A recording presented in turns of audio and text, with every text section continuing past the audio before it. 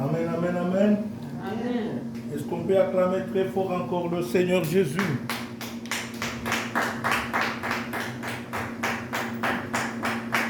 Gloire soit rendue à notre Dieu qui a permis que cet après-midi nous puissions être là pour écouter sa parole. Nous lui rendons des actions de grâce. Merci Seigneur. Merci notre sœur José pour la conduite de la prière. Que le nom de Jésus soit béni à jamais. Amen. Amen. Père, nous voulons te dire merci parce que tu es merveilleux. Merci au cher Saint-Esprit pour ta présence. Que toute la gloire te revienne pour l'éternité, Seigneur, pour tout ce que tu fais. Communique-nous la pensée de Dieu cet après-midi et que le nom de Jésus soit glorifié en toutes choses. C'est dans le nom de Jésus que nous avons prié. Avec action de grâce et toute l'assemblée, nous disons Amen. Amen. On acclame le Seigneur. Nous rendons gloire au Seigneur en ce jour où le monde entier est en train de célébrer la fête des Pères. Dieu m'a mis à cœur de partager avec nous ce verset. Éphésiens chapitre 6, versets 1 à 3. Nous allons nous mettre debout pour faire la lecture de la parole de Dieu.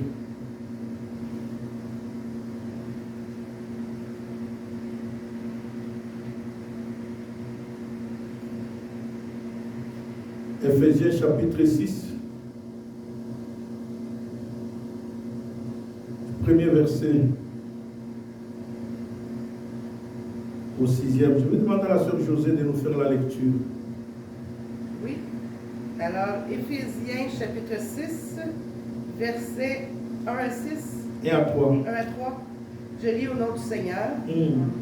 Enfants, obéissez à vos parents, selon le Seigneur, car cela est juste.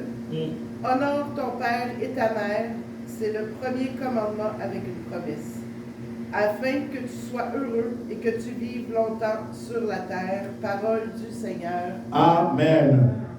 Veuillez vous asseoir. Merci beaucoup. Nous rendons gloire au Seigneur qui permet que nous puissions être là pour l'écouter en ce dimanche. Et vous savez que cette année, c'est une année où le Seigneur nous a dit, c'est l'année de la récompense. Et laisse que le nom de Jésus soit célébré, soit glorifié à jamais. Et ce matin, pendant que je méditais cette parole, j'ai compris quelque chose, bien aimé, qui fait que beaucoup de gens d'entre nous ne peuvent pas être récompensés parce que nous ne connaissons pas le mystère ou le secret ou l'importance d'un père dans ta vie. Un père est toujours nécessaire. Dites Amen. Amen. Et ici, c'est la Bible qui nous l'enseigne. Dans le premier point, je voulais parler du but de cet enseignement, c'est de nous amener à comprendre l'utilité des pères. Dieu qui est notre Père, quand quelqu'un ne comprend pas la paternité de Dieu dans sa vie, cela devient difficile dans sa marche avec le Seigneur.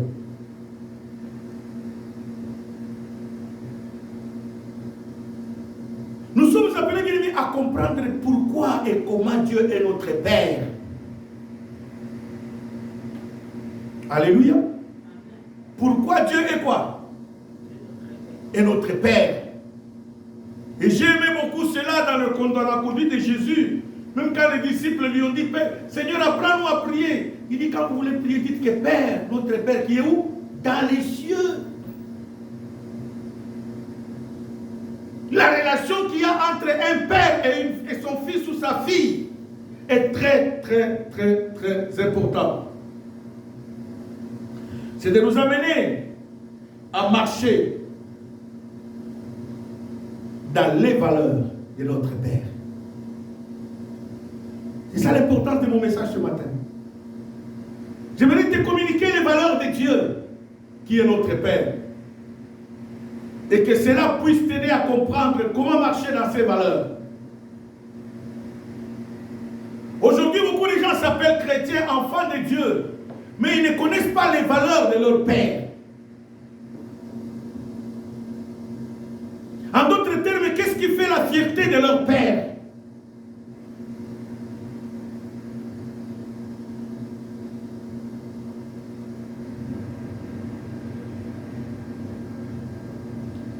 Un père, qu'est-ce qu'un père? Selon les Français, on dit que le père, c'est le géniteur. C'est celui qui engendre quoi? Un enfant.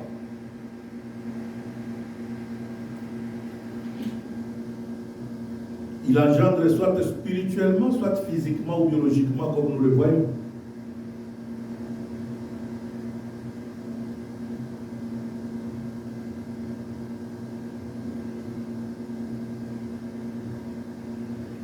Et dans le contexte biblique, un véritable père, par définition, c'est celui qui désire le bonheur de son enfant.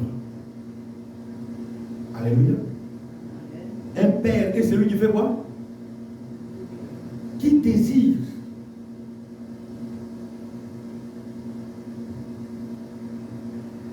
le bonheur de ses enfants. C'est ça être un père responsable. Celui qui désire que les enfants évoluent plus que moi. Que les enfants me dépassent. Aient le meilleur d'eux-mêmes. C'est l'une des raisons que vous allez voir nos pères biologiques que nous avons bien aimés. Ce matin, il y a un frère qui m'a envoyé une vidéo qui m'a fait réfléchir aussi, ça c'est vrai. Il dit la femme, quand elle a des problèmes, elle parle au mari. Les enfants, quand elles ont des préoccupations, elles parlent quoi? À leur père. Mais quand l'homme a des problèmes, il parle à qui? À personne.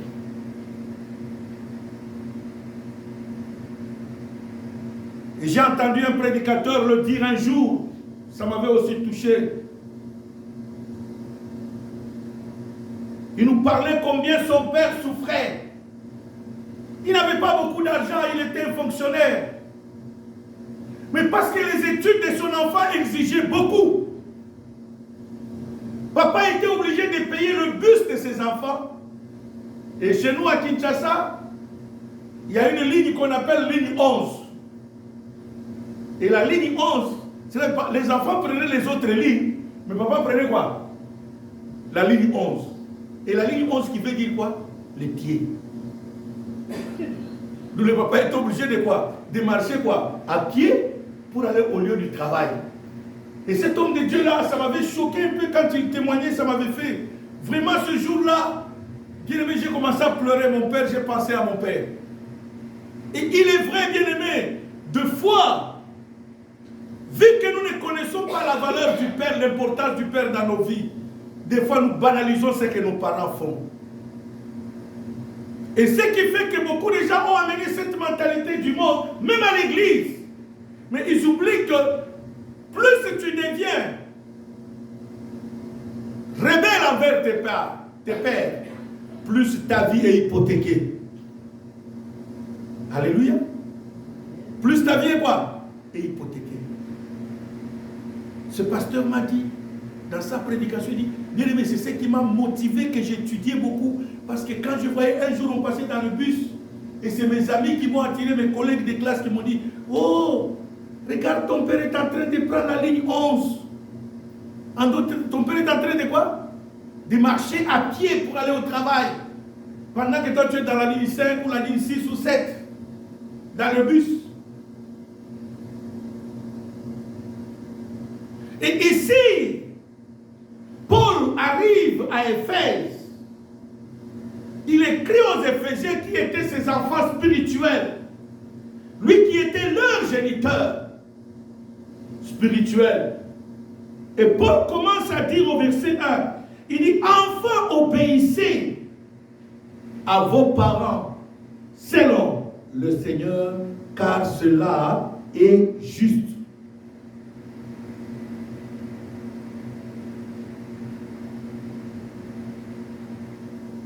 L'une des valeurs de la société, c'est l'obéissance. Il dit, cela est juste, bien aimé, apprenez à obéir. Apprenez à respecter.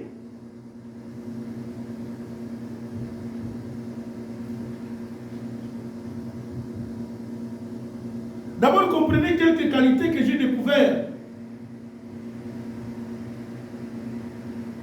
dans le Père.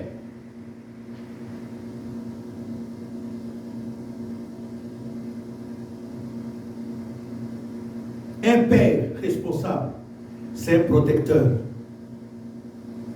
Il sait quoi? Protéger ses enfants. Et c'est ainsi que Christ l'a dit, ceux qui sont entre mes mains, personne n'a le pouvoir de quoi? De les ravir. Il dit, Dieu est notre protecteur. Il est celui qui te protège. Tout à l'heure, nous étions en train de partager avec la sœur José quand on venait à l'église. Elle me posait la question pour ce qui lui arrivait. Bien aimé, c'est la raison pour laquelle deux fois on nous exhorte de prier. Parce qu'il y a des moments où tu vivras des combats auxquels tu ne sauras pas comment prier. Mais les prières que tu emmagasines là, bien aimé, chaque jour, vont te sauver la vie.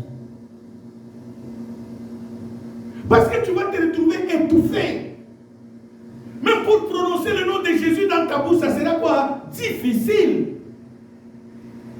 Mais Dieu qui est souverain, qui voit toujours ton assiduité, va te sauver un jour. Par l'achat de tes prières chaque jour que tu fais. Raison pour laquelle Paul commence par dire aux enfants, à ses enfants spirituels, les Éphésiens, dit, soyez obéissants à vos parents.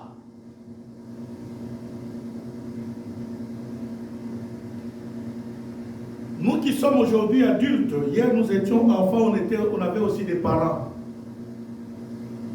J'aime beaucoup un adage de mon pays, de mon village, qui dit ceci. Le petit du cochon avait demandé à sa mère, pour dire que maman, je vois ton museau est enflé. Qu'est-ce qui se passe? Et maman lui répondra que non, non. Merci beaucoup pour la question, c'est une bonne question, mais il n'y a pas moyen que je te réponds aujourd'hui. Mais quand tu grandiras, tu comprendras quoi? L'utilité. Pourquoi c'est quoi? Parce que des fois, bien aimés, jeunes que nous étions, nous avions l'habitude de montrer aux parents qu'ils ne comprenaient rien par rapport à ce que nous vivons. C'est comme si eux, ils étaient à une autre planète et nous étions à une autre quoi? Planète. Mais aujourd'hui que nous sommes devenus quoi? Grands, nous commençons à réaliser qu'il y a d'autres conseils que les parents nous donnaient. Nous avons refusé d'écouter, mais ces conseils-là nous ont rattrapés quoi? Aujourd'hui. Parce que si on avait écouté ces conseils des parents, il y en a d'autres affaires qui ne nous arriveraient pas dans la vie. Dites Amen le plus fort. C'est pour vous dire combien nos pères sont protecteurs. Ils faisaient ça pour nous protéger contre le danger qui était devant. On ne voyait pas le danger qui est devant, qui allait nous arriver demain. On ne voyait pas. Mais on voyait le présent, le bout du nez.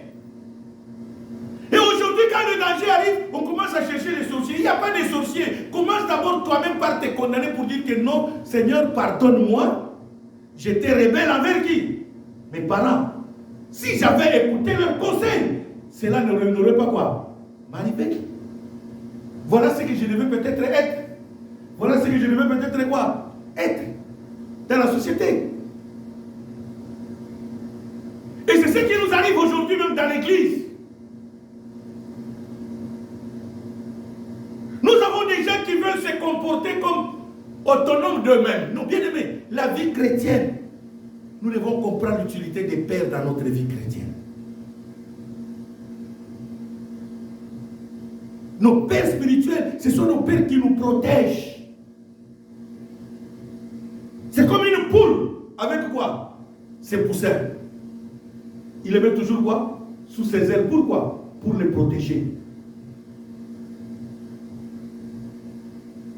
Vous allez remarquer la poule pendant qu'elle est en train de manger. Si elle est entourée de poussins, vous allez le constater qu'elle va gratter, mais elle va reculer pour laisser quoi? Les poussins aussi à quoi? À grignoter. Pourquoi? Parce qu'elle sait que c'est moi leur protecteur. C'est moi qui dois les protéger. C'est moi qui dois les nourrir. Et un père, c'est celui qui protège ses enfants. Qui sait comment faire la garde de ses enfants.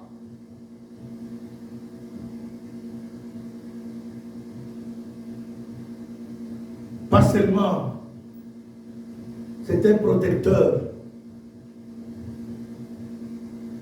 Je disais aussi, c'est un nourricier. Un père, c'est celui qui cherche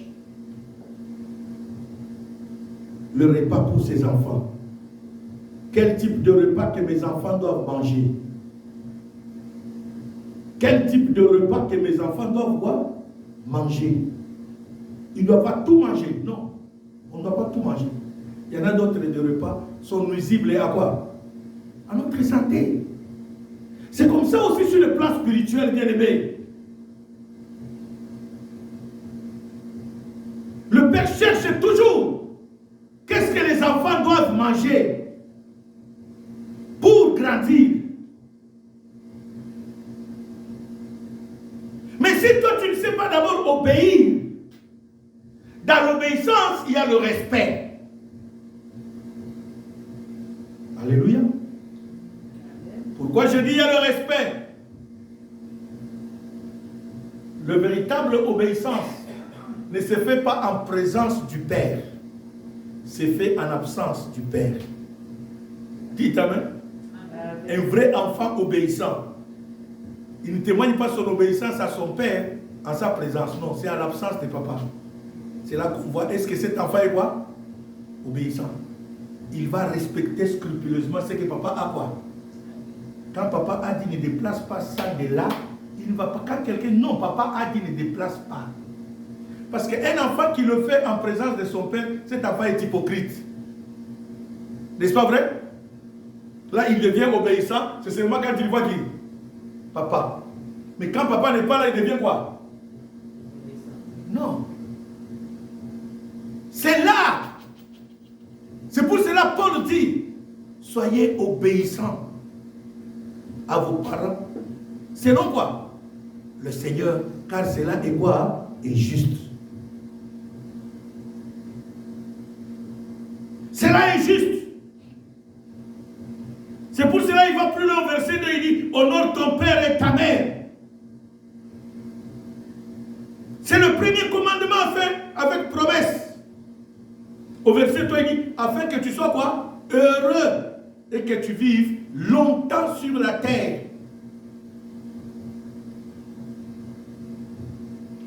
Honore ton père, respecte tes parents.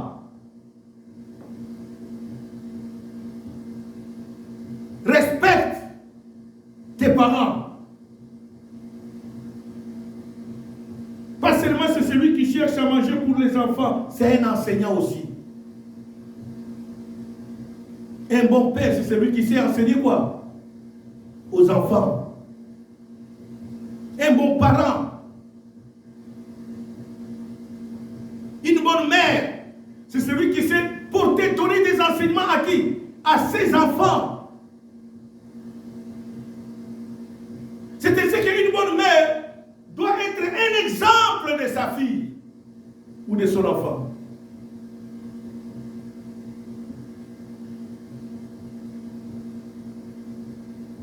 Il doit enseigner à son enfant ce qu'il doit faire et ce qu'il ne doit pas faire.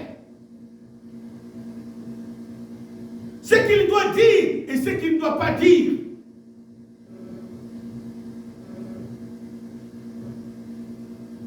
Et c'est très important, bien aimé dans le Seigneur. Et aujourd'hui, nous avons des chrétiens qui ne comprennent pas l'utilité des pères dans leur vie.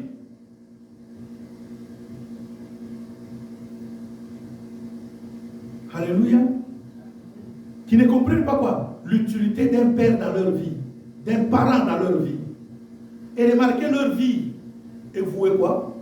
À l'échec. Leur vie est vouée à l'échec. Tu ne vas pas réussir, mon frère, ma soeur.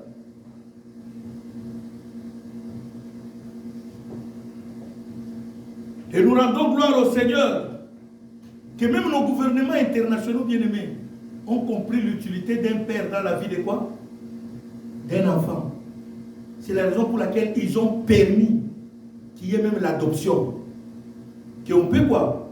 Adopter un enfant. Pourquoi? C'est pour que cet enfant soit bien ordonné dans sa vie. Parce qu'il y a des personnes à qui Dieu n'a pas fait grâce d'avoir quoi? Les enfants. Mais ces personnes-là ont une bonne moralité. Ils peuvent communiquer cette moralité quoi? À ses enfants. Et c'est comme ça que Dieu soit loué, il a permis aux gouvernements internationaux. Aujourd'hui, on a l'option d'adopter un enfant. C'est pour que les personnes qui l'adoptent puissent communiquer des bonnes valeurs à cet enfant qui a manqué des parents. Peut-être les parents sont morts. Peut-être les parents n'avaient pas les moyens. N'ont pas accepté les erreurs qui les ont arrivées dans le contexte où ils ont eu cet enfant. Mais c'est très important, bien aimé, de comprendre tout cela.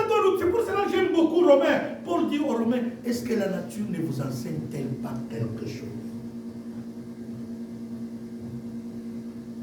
Si les païens ont pu comprendre que on peut même adopter quoi? Un enfant. À combien plus forte raison nous chrétiens?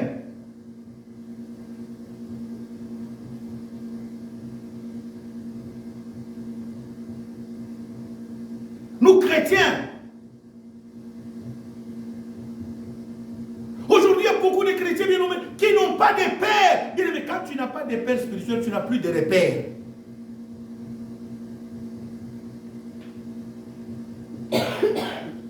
Tu n'as plus de repère. Je l'ai toujours conseillé aux gens, si tu n'as pas de père, cherche à te faire adopter. Alléluia. Cherche quoi? À te faire quoi? Adopter, d'avoir un père spirituel. C'est lui que tu vas écouter. C'est lui, quand il arrive même à ta porte, ton orgueil doit quoi? Tomber. Bien, mais c'est très important. Mon père spirituel étant à Likasi, je me suis tapé l'un de ses collègues qui est ici, son père aussi.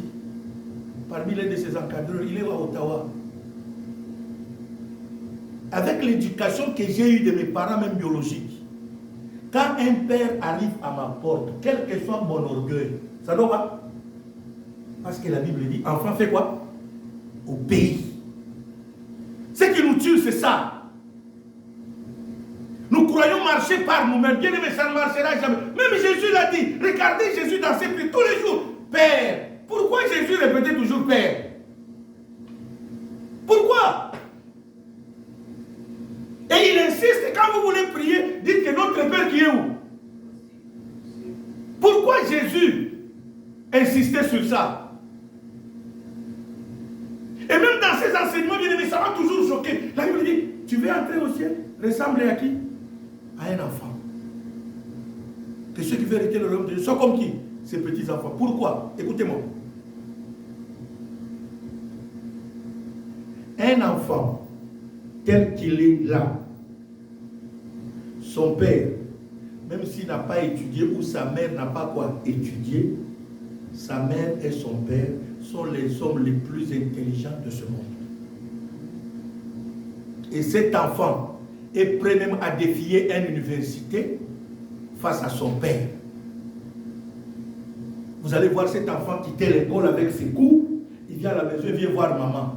Or, son professeur de l'école est plus éduqué que sa mère ou même son père. Mais l'enfant va suivre ce que son père va lui dire. Il va arriver à l'école. Le professeur aura des problèmes pour le convaincre d'enlever ce que son père et sa mère lui a mis dans la tête. Voilà pourquoi Jésus disait, tu veux entrer au ciel, sois comme Dieu. Un enfant. Un enfant, même quand son père le tape, le punit, son père ou sa mère peut sortir. Au retour, c'est la même personne qui va courir vers qui? Vers son père, vers sa mère. Pourquoi? Parce qu'il sait très bien que c'est lui qui m'a tapé là, qui m'a puni là, n'est pas méchant. C'est mon père. C'est ma mère. Je n'ai pas une autre personne où aller si ce n'est que... Bien aimé, c'est très important de comprendre cela. Église de Dieu, réveillons-nous. Voilà ce qui nous tue aujourd'hui. Beaucoup d'enfants de Dieu sont devenus des délinquants spirituels. Et ils ne grandissent pas, ils ne peuvent pas voir la gloire de Dieu. La Bible dit que pour que tu sois heureux sur la terre et que tu vives aussi quoi? Longtemps. C'est le premier commandement, dit, soyez obéissants à vos parents. Soyez obéissants.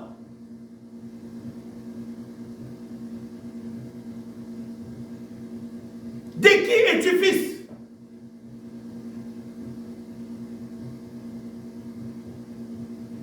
De qui es-tu fille?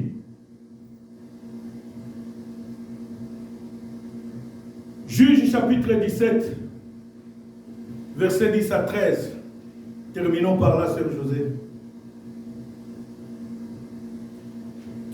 Juge chapitre 17, les versets, papa? 10 à 13. D'accord. 10 à 13. Je lis au nom du Seigneur. Mika lui dit, reste avec moi, tu me serviras de père et de prêtre, et je te donnerai 10 cycles d'argent par année, les vêtements dont tu auras besoin, et ton entretien. Et le Lévite entra. Il se décida ainsi à rester avec cet homme, qui regarda le jeune homme comme l'un de ses fils. Mika consacra le Lévite et ce jeune homme lui servit de prêtre et demeura dans sa maison. Et Mika dit, maintenant, je sais que l'Éternel me fera du bien, puisque j'ai ce Lévite pour prêtre. Alléluia. Seigneur. Alléluia. Écoutez bien aimés, c'est encore un mystère de Dieu. Mika était roi, mais il a compris une chose, que mon règne ne peut pas durer aussi longtemps que je n'ai pas quoi? Un père, un prêtre, en d'autres termes, un secret, un serviteur de Dieu, un sacrificateur. Les sacrificateurs, dans le terme biblique, on les appelait les prêtres de foi. Et la Bible dit, au verset 10, Mika lui dit, or, écoutez-moi très bien, sur le plan biologique, Mika était plus vieux que cet enfant-là. Alléluia. Mika appelle l'enfant. Ce garçon-là, c'était un lévite. Mais il était quoi? Jeune. Et dans la liturgie biblique, bien aimé, à cette époque, tu ne peux pas être consacré sacrificateur, tu ne peux pas être appelé sacrificateur moins de 30 ans. Mais ce jeune-là avait moins de 25 ans. Moins de 30 ans, plutôt, il était dans les 25 ans. Et Mika l'appelle. Mika qui était roi, il l'appelle, il vient. Reste ici avec moi. Tu me serviras de qui? De père et de prêtre. Parce qu'à cette époque-là, bien aimé, tu ne devrais pas devenir père. Tu ne devrais pas être autorité, par exemple, un roi, sans qu'on ne connaisse pas ton père. Qui est ton père? De qui es-tu fils? Même quand tu deviens serviteur, on doit te poser la question, de qui es-tu quoi, hein? Fils? Est-ce que même si on doit connaître ton père?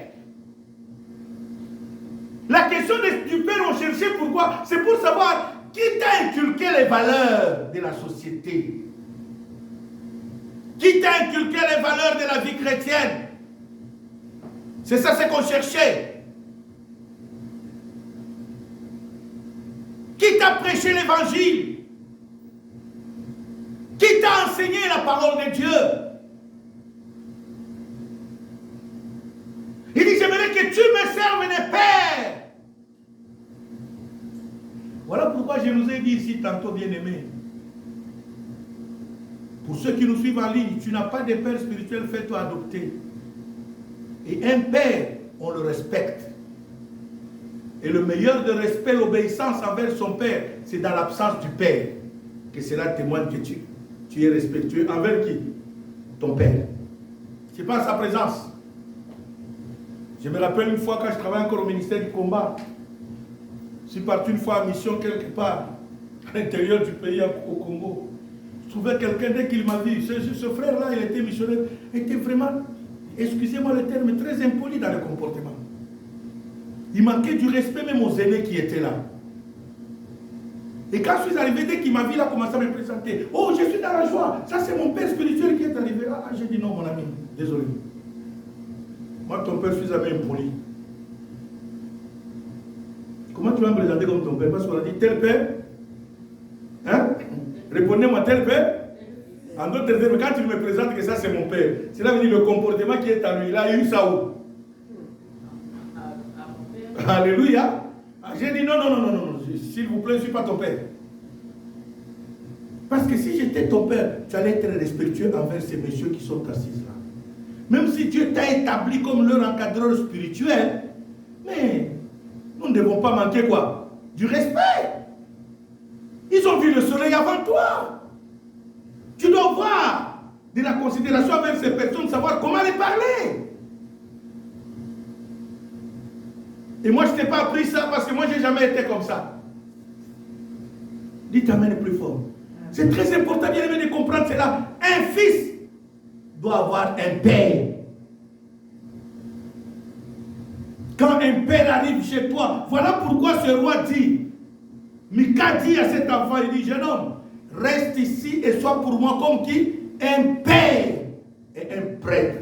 En d'autres termes, une personne à qui je dois l'obéissance. Même quand je me conduis mal, quand tu te présentes, je suis obligé de quoi? D'écouter et de changer. Même quand je vais prendre de mauvaises décisions dans la vie de la nation, dès que tu te présentes, mon orgueil doit quoi? Tomber. Et j'aime beaucoup la Bible qui dit aux Hébreux, voilà pourquoi Dieu résiste quoi? Aux orgueilleux.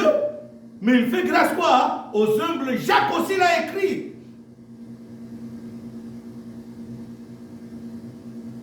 Ma soeur, mon frère, tu dois chercher à obéir.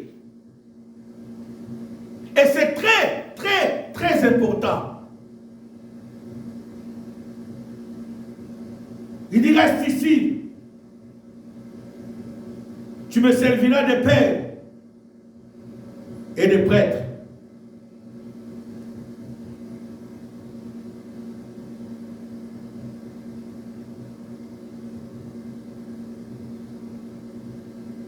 Et le verset 13 termina en disant, Mika maintenant dit, je sais que l'Éternel me fera